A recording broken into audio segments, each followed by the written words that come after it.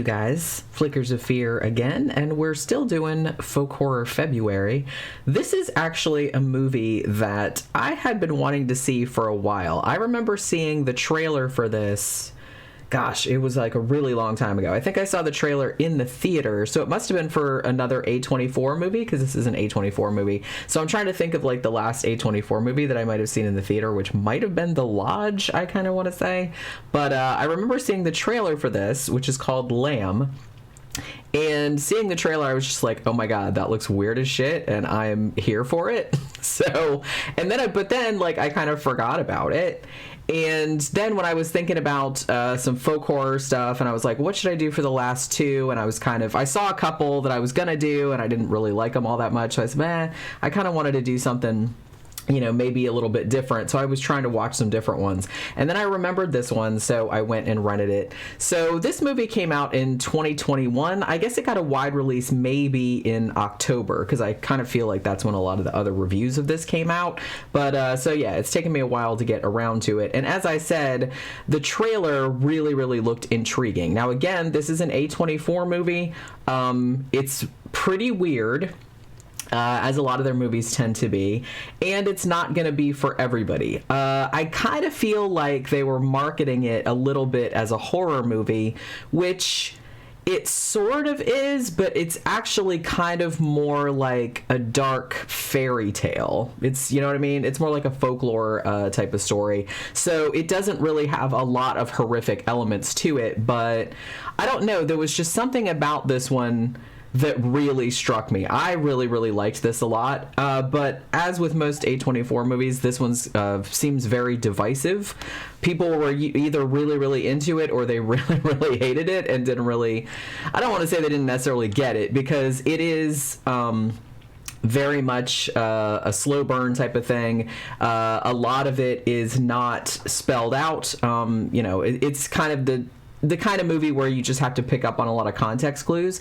Interestingly, when I watched some other reviews of this movie, one thing that a lot of people said was that when they were first watching it, they liked it okay and stuff, but they found themselves liking it much more, like, the more they thought about it, maybe a day or two later. And I don't know, I guess because I watched it, I don't know, probably 3 or 4 days ago now, and that's true. Now, I did love it the first time I watched it. I was just enthralled the whole entire time. Yes, it's very slow. There's not a lot of dialogue, particularly in the first third, but it didn't really bother me. There was just something about the whole tone of it, the whole vibe of it, that really just kind of sucked me in. And so I was just hypnotized and enthralled the whole time. But so it depends though. But then the more I think about it, I think I have the same thing too. I'm just liking it a lot more. Now, one thing that I did notice was that some people are kind of categorizing it. It's oh well, it has dark comedic elements, which I suppose it does. Depending on how you look at it, though, because honestly, there were a couple things in here that were kind of funny, in a very, very subdued, dark humor kind of way, not outright zany or anything. And maybe, depending on how you look at it, some of the imagery could be funny just because it's so strange and so uncomfortable. And now I'm not going to try to I don't want to spoil the ending of this or anything, but there is one reveal that happens about 30-40 minutes into the movie, which I probably will spoil, but only because the trailer and the stills from the movie kind of spoiled it, so it's not really that big of a surprise if you've seen the trailer and the stills. But if you don't want to know what that reveal is, then maybe you want to watch the movie first before you get into this. I'm not going to spoil the ending, like I said, but I will kind of spoil what that reveal is. So this is an Icelandic film. Noomi Rapace is in it. Now, the director is named Valdemar Johansson, and they're all Icelandic names, so please forgive me if I mess any of them up. The screenplay was actually the director co-wrote the screenplay, and the other writer on it was a guy named Sion, who works with Björk a lot, a lyricist, a writer. things of that nature. So you kind of see where this is going. And like I said, this is a very folkloric type of story. So approach it like that. It's almost kind of like magical realism, I want to say. I was watching Mark Kermode and like the guy that he was talking to about this movie, and that other guy asked, is it like Pan's Labyrinth? And I was like, I guess in some ways it's a similar kind of tone maybe to like a Guillermo del Toro, but not as fantastical. This one is pretty much very, very grounded in reality with just one little touch of the supernatural, or not necessarily supernatural, but, you know, not exactly natural. You know, I'll get into that in a minute. So what we have is Noomi Rapace and plays a woman named Maria, and her partner, husband, whoever, her husband's name is Ingvar, and they are farmers. So they have this remote farm out in Iceland, and so the first third of the film is kind of like just showing them, like I said, there's not a hell of a lot of dialogue. It's just kind of showing them sort of going about their day-to-day life. It's a very isolated farm. They live out in the, you know, in the middle of nowhere, these big mountains. There's a lot of fog. It's set around Christmas time, which is significant to some of the symbolism of the story. And there's also kind of like, it's set at the time of year when the sun doesn't set all the way, so, which actually took me a couple minutes to like realize. I'm like, why are they going to bed? It's still light out. And then I was like, oh duh, yeah, it's Iceland. But yeah, so sometimes the sun doesn't go down, so it's just, so it's light like the whole time. There's no nighttime or anything. Now, there's a hint that something kind of weird is going on at the beginning. You don't really have any context for it until later on, but at the very beginning of the movie, there's kind of like, you're almost kind of like seeing things from the perspective of something, and you can hear like this weird breathing, and like there's all these little ponies and stuff, and they run away like they're spooked or whatever. So then you're going into the first third of the movie with this couple, just kind of showing them going about their life on the farm, doing all the work, and it's unspoken, but there's a melancholy, you know, that's kind of hanging around. You don't really know what it is. You don't figure it out until later on. But, you know, no one's outright sad or anything like that, but you can tell that they're just kind of like, you know, going through the motions, and this is what they're doing. They have a couple like conversations that maybe could hint about something, like they're eating breakfast or something, and he says he's reading this article about, oh, they think that time travel into the future is theoretically possible, and Maria says, well, I think I'd rather, you know, go back to the past or something like that. So you know that there's something going on that they're not really like talking about. Now, so they're doing the work on the farm. Now, it turns out that it is lambing season, so all of their sheep are, you know, giving birth to their lambs, as happens at this time of year. And they point out, they're like, you know, apparently the farm is doing quite well. They're having, you know, there are more lambs born this year than last year, and the year before that was better than last year, so there's all this other stuff. At one point, though, there's this one lamb, or this one ewe, actually, and she kind of doesn't give birth at first. I don't think they're entirely sure that she's pregnant at first, even though she's acting like she is. But then, like, after most of the other lambs have been birthed, this one gives birth. Now, they don't show the baby at first. You know that there's something different about it just because they don't show it, and because it seems like it's a much more difficult birth than they were having with the other ones. I don't know. When I was watching this, I'm sitting there going, did they legit get real pregnant sheep? And then, like, Noomi Rapace, like the actor that plays Ingvar, are they actually like helping these sheep give birth, or is it just like really, really good special effects? Because that really looks like real sheep giving birth. So, you know, if you're grossed out by that, then maybe you might want to skip over those parts, because it is, if it's fake, it's the most realistic shit I've ever seen. But yeah, so they don't show that, you know, they kind of show Ingvar trying to get in there and get the baby out and everything, and then you hear the baby kind of like flop on the floor of the barn, and then the two of them kind of like exchange this look with one another, and it's just this very enigmatic look, almost kind of like, at first it's a little bit like surprise, but then it's just kind of like, okay, you know what I mean? So it's that kind of thing, and you're just kind of like, okay, I wonder what the hell's going on there. So what they do is they take this lamb, this baby lamb, and they take it into their house and start treating it like it's their actual baby. Now, as I said, at first they don't show this lamb. You can see the head, and like sometimes like it has a little blanket on, and it's really interesting because, as I said, a lot of this is conveyed not through dialogue. A lot of it is conveyed through facial expressions or other kind of like context clues. Or if it is dialogue, it's usually like indirect. They're saying something that maybe kind of means something else. So at first you're kind of thinking that Maria is all in with this. She's got the baby swaddled in the blanket, and she's, rocking it and treating it just like a human child. And at first, Ingvar is just kind of like, I don't know how I feel about this. Like, you can tell from his facial expression that he's thinking that. But he seems to kind of warm to it later on. And honestly, as the movie goes on, they both start treating this lamb just like their real baby. Now, as I said, the reveal that comes about 30-40 minutes into the film. I will spoil that because, as I said, I'm pretty sure they showed it in the trailers and the still.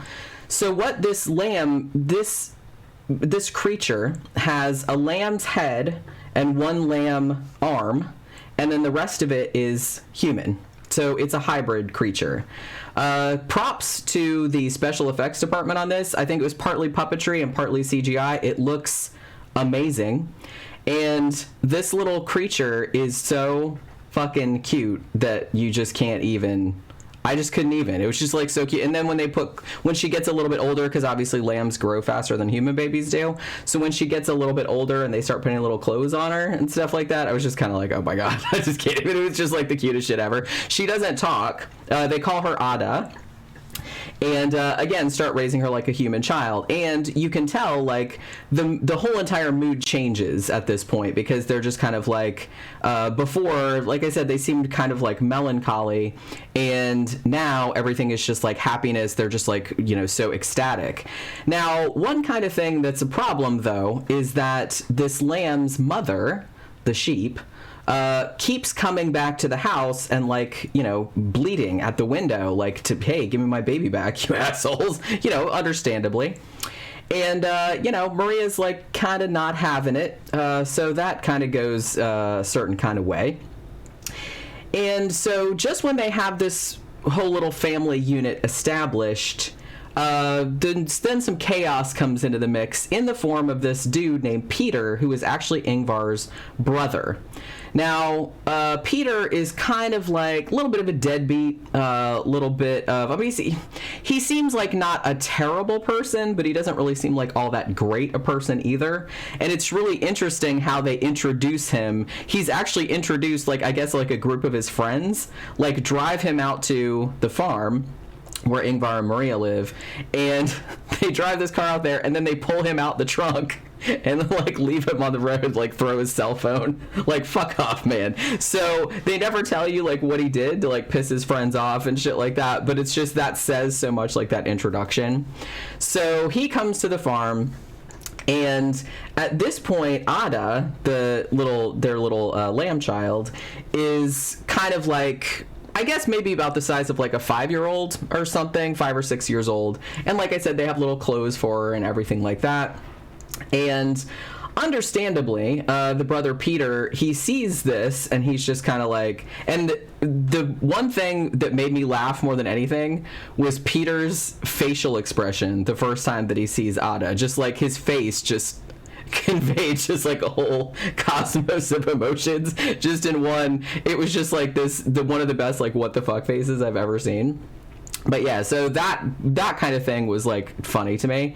It's weird because I kind of feel like some people, and I saw somebody commented on a video, like a review about this, where they said when they saw this in the theater, like when the reveal was made that Ada was, half lamb, half human, everyone kind of laughed, and I was kind of like, I don't know, it didn't seem funny to me. And I'm not really sure why that is. Like, it didn't really make me, it's like I said, the whole thing has a very folkloric fairy tale type of feel to it. Not, as I said, not fantastical, but it has this kind of magical realism vibe to it. So, and there's a lot of folklore about kind of half human, half animal, like hybrids and things. So it's like, to me, it didn't seem funny or anything.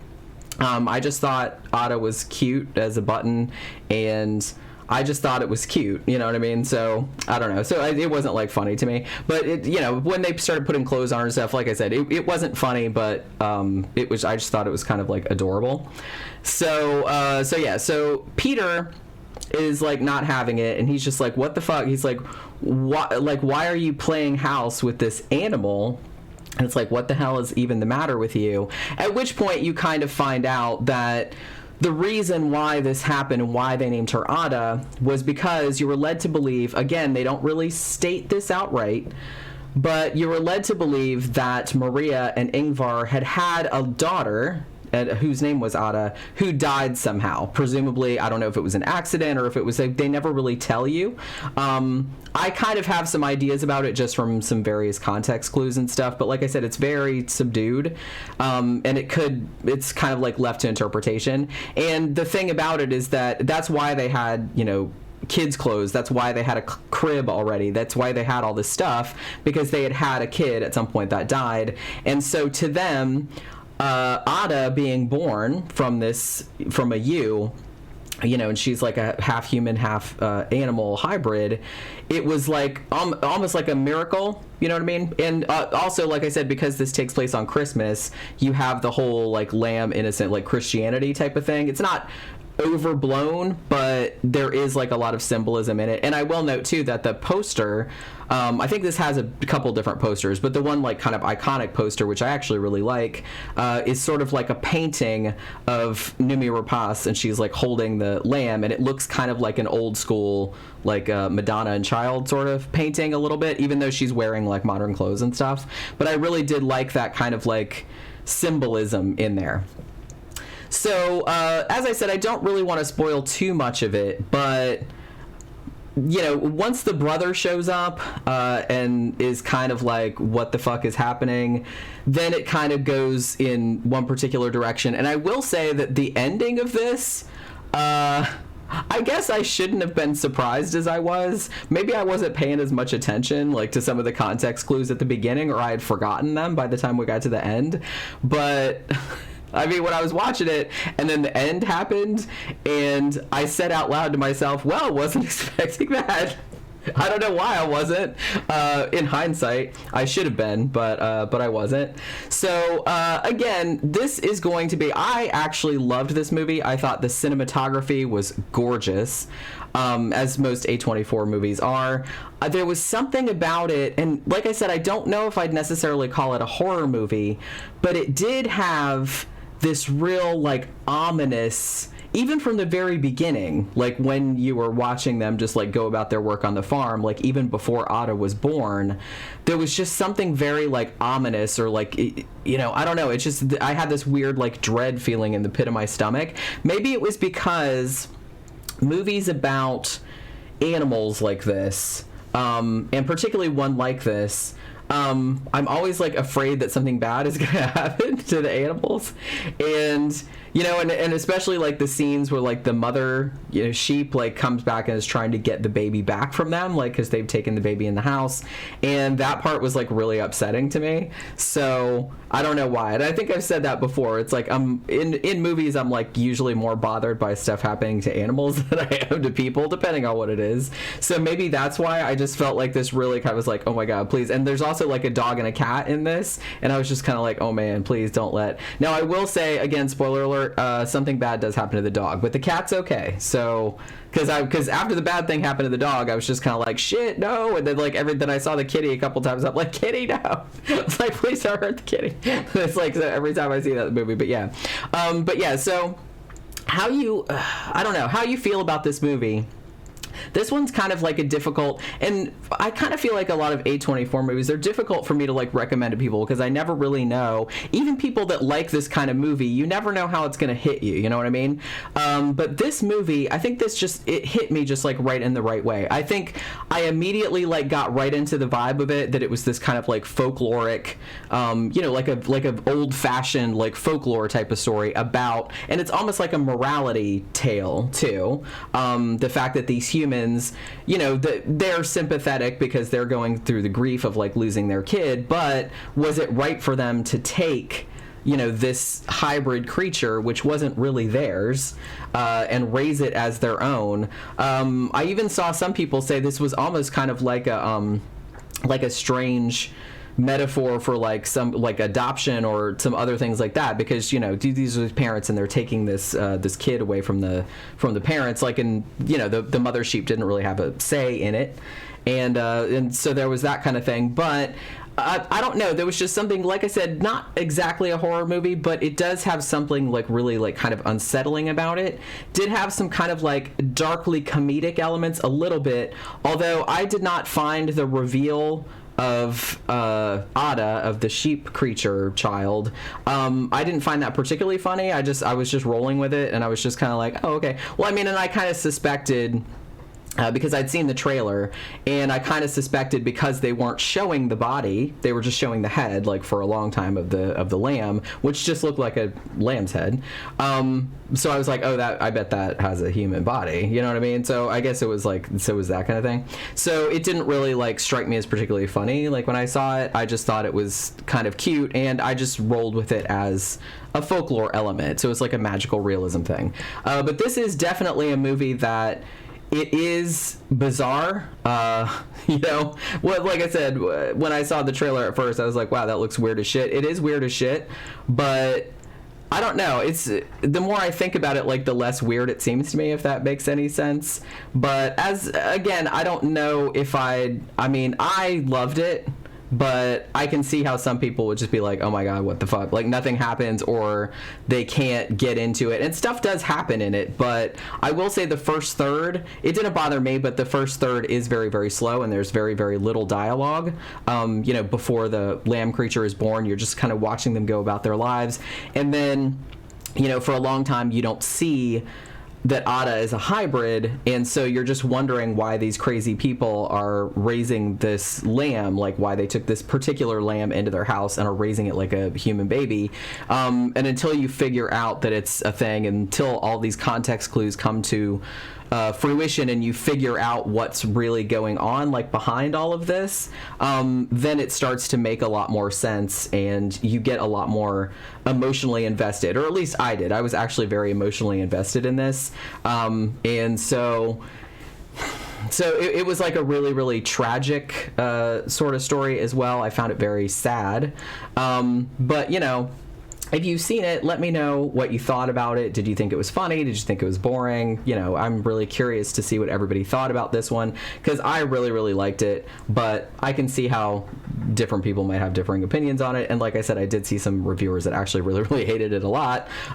So we'll see. But yeah, let's have a discussion about it in the comments. So that will do it for this Flickers of Fear, continuing on with Folk Horror February, and I will see you guys on the next one. Bye.